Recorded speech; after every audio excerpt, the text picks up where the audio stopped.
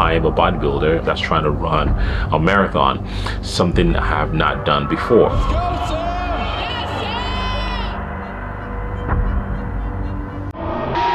How the fuck am I supposed to finish this run?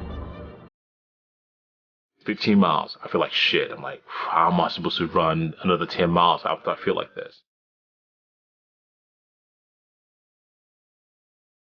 Things can be going good 1 second, and the next minute, everything can be hitting the fan.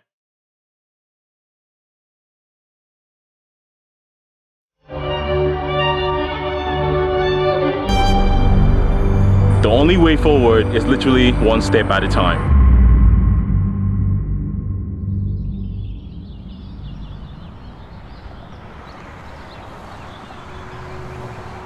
Why am I running? Why is the bodybuilder world champion running? I started fitness just because I love to work out. I was in the military for 6 years. After I got out, I'm like, man, fuck running. Started weightlifting. I have a passion for that. I enjoy that to the point where if I don't do it within a day, I know something is off. Lifting weight is fun for me. I can do that shit all day. You don't have to force me. Running, I stare at my fucking shoes. The contemplation, all that shit, all that uncomfortableness gets into you. And you're like, bro, how the fuck am I supposed to do this?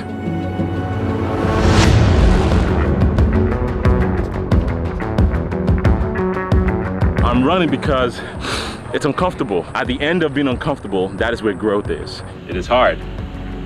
This is why we're doing this. We all start somewhere.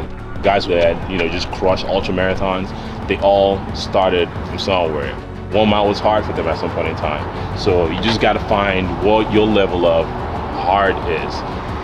Tough can be fucking crawling out of bed in the morning. This shit ain't easy. This shit is fucking hard as shit.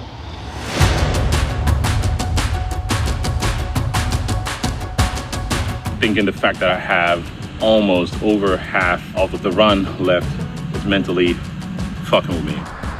You feel like this at 12, and you think you can do 26.2. This is what runner's high feels like. 18 fucking miles. 18 mile, longest fucking mile. I'm not gonna roll out of bed and do 26.2, but I'm training up to be able to do that.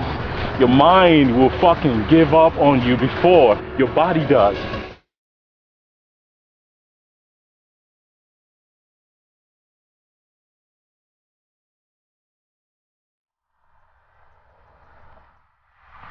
Running is not fun. I hate doing it. That's why I do it, because that's where progress is. Progress comes from uncomfortable places.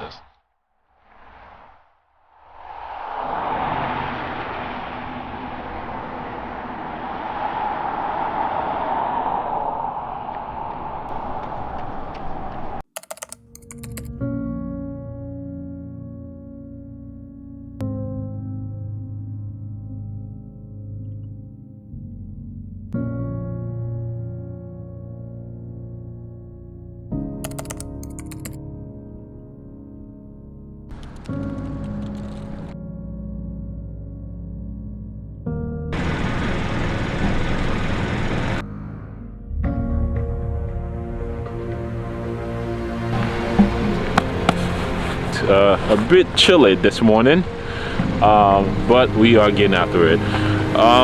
15 miles. It's a little bit eerie today. Eerie in the sense that a year today, the gentleman behind the camera and I went on a nice little workout session.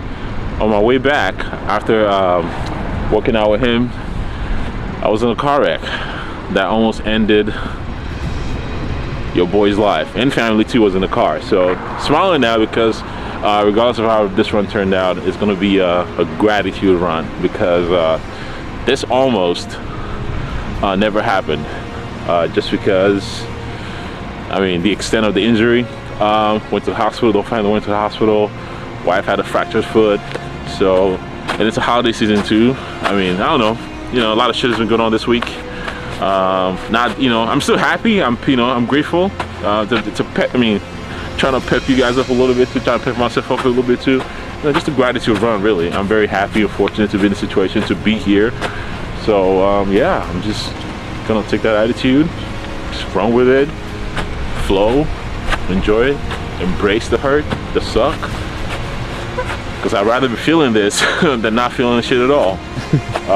But yeah, 15 miles, nice and easy as always. No craziness, no PRs. 15 miles and ready to send it.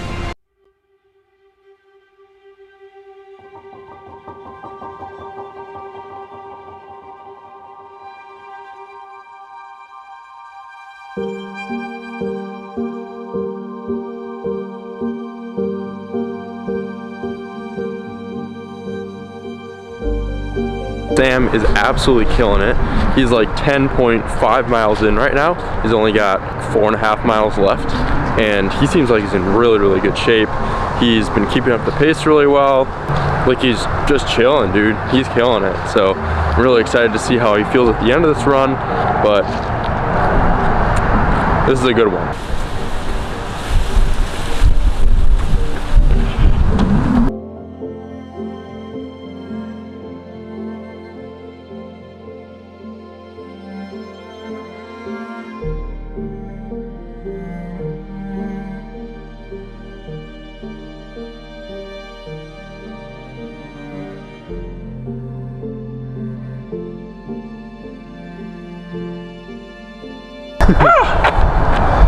Let go.